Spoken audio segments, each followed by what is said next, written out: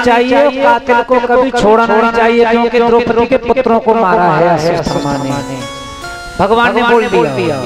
फिर समझिए, अगर समझ में नहीं आ रहा हो तो भगवान कृष्ण कह रहे हैं कि ब्राह्मण को कभी मारना नहीं चाहिए और कातिल को कभी छोड़ना नहीं चाहिए, चाहे वो ब्राह्मण ही सही।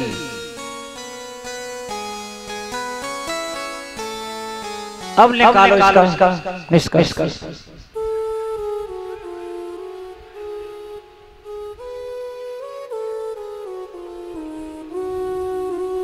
खड़े हो जाओ, एक मिनट। क्या कह रहे हो?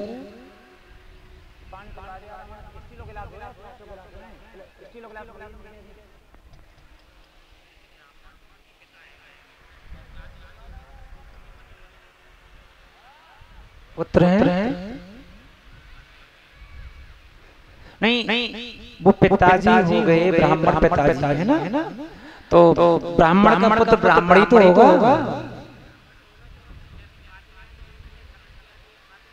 नहीं तो कत्ल तो उन्होंने किया है, लेकिन उसमें ये भी तो भगवान कृष्ण कह रहे हैं कि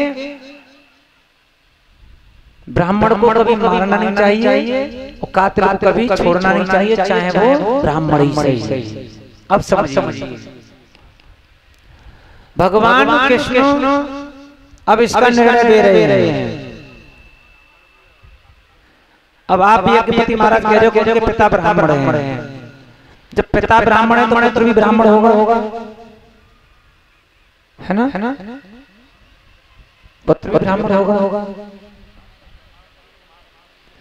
भगवान कृष्ण कह रहे हैं कि अर्जुन, इसके माथे में एक जो मणि लगी हुई है, इसके जो माथे में एक मणि लगी हुई है, अपने बाण की नोक से उसे निकालो और जब मणि निकल जाएगी तो इसके मस्तिष्क से लहू बहता रहेगा, यानी ये भरी सभा में अपमानित हो जाएगा। जो इंसान भरी सभा में अपमान से जिसका अपमान हो जाए, वो मरने से भी ज्यादा बेहतर हो जाता है।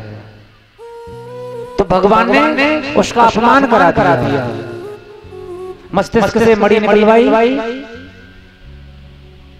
और अपमानित करके छोड़ दिया। दोनों काम कर गए उसमें। ब्राह्मण को मारा भी नहीं और कातिल को छोड़ा नहीं। बोलिए ठाकुर जी महाराज की जय।